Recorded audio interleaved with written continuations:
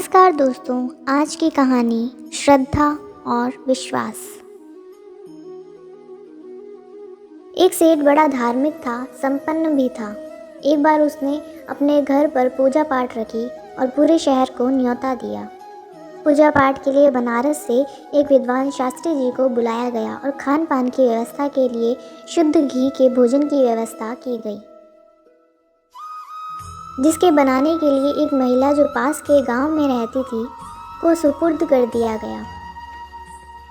शास्त्री जी कथा आरंभ करते हैं, गायत्री मंत्र का जाप करते हैं और उसकी महिमा बताते हैं।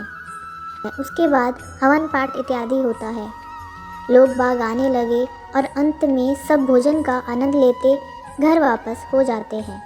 ये सिलसिला रोज चलता है। भोज्य प्रसाद बनाने वाली महिला बड़ी कुशल थी। वो अपना काम करके बीच बीच में कथा आदि सुन लिया करती थी। रोज की तरह एक दिन शास्त्री जी ने गायत्री मंत्र का जाप किया और उसकी महिमा का बखान करते हुए बोले कि इस महामंत्र को पूरे मन से एकाग्रचित होकर किया जाए तो इस भवसागर से पार जाया जा सकता है। इंसान जन्म मरण के झंझटों से मुक्त हो सकता है। खैर करते करते कथा का अंतिम दिन आ गया। वह महिला उस दिन समय से पहले आ गई और शास्त्री जी के पास पहुंची। उन्हें प्रणाम किया और बोली कि शास्त्री जी, आपसे एक निवेदन है। शास्त्री जी उसे पहचानते थे। उन्होंने उसे चौके में खाना बनाते हुए देखा था। वो बोले, कहो क्या कहना चाहती हो। वो थोड़ा सकुचाते हुए बोली, शास्त्री जी, मैं एक गरीब महिला हूँ और पड़ोस के गांव में रहती हूँ। मेरी इच्छा है कि आज का भोजन आप मेरी झोंपड़ी में करें। सेठ जी भी वहीं थे। वो थोड़ा क्रोधित हुए, लेकिन शास्त्री जी ने बीच में उन्हें रोकते हुए उसका निमंत्रण स्वीकार कर लिया और बोले, आप तो अन्नपूर्णा हैं। आपने इतने दिनों तक स्वादिष्ट भोजन करवाया। मैं आपके साथ कथा के बाद चलूँगा। वो महिला प्रसन्न हो गई और काम में व्यस्त हो गई। कथा खत्म हुई और वो शास्त्री जी के समक्ष पहुंची। वायदे के अनुसार वो चल पड़े। गांव की सीमा पर पहुंच गए। देखा तो सामने नदी है। शास्त्री जी ठिठक कर रुक गए। बारिश का मौसम होने के कारण नदी उफान पर थी। कहीं कोई नाव भी नहीं दिख रही थी। शास्त्री को रुकता देख महिला ने अपने वस्त्रों को ठीक से अपने शरीर पर लपेट लिया।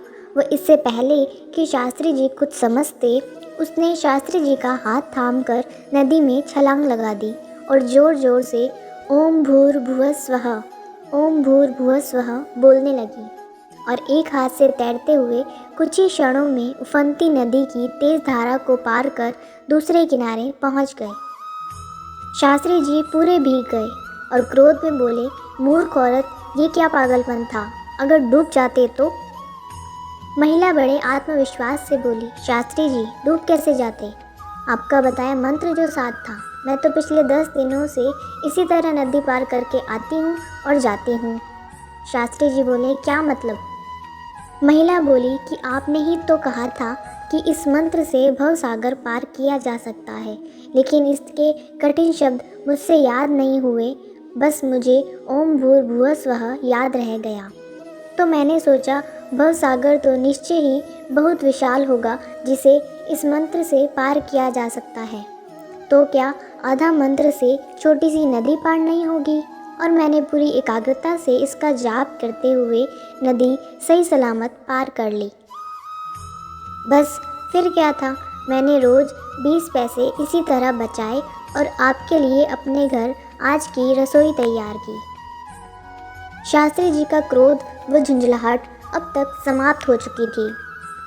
किंग कर्तव्य विमूढ़ उनकी बात सुनकर उनकी आंखों में आंसू आ गए और बोले, माँ, मैंने अनगिनत बार इस मंत्र का जाप किया, पाठ किया और इसकी महिमा बतलाई, पर तेरे विश्वास के आगे सब बेसबब रहा। इस मंत्र का जाप जितनी श्रद्धा से तूने किया, उसके आगे मैं नतमस्तक हूँ।